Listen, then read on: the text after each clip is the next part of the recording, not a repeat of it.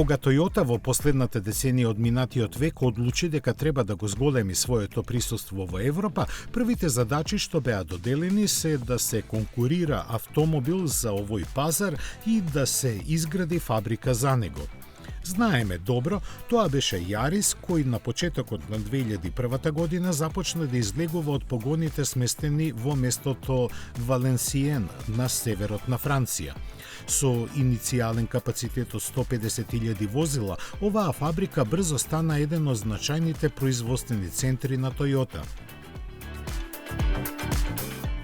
Во неа постојано се вложуваше во нови технологии и вкупните инвестиции кумулативно нарасна на 1,6 милиарди евра.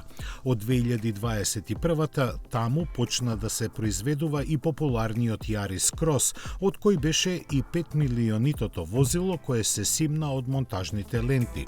Заслужни за овој успех се 5.000 вработени, способни дневно да произведат по 1200 возила, сите со хибридни мотори.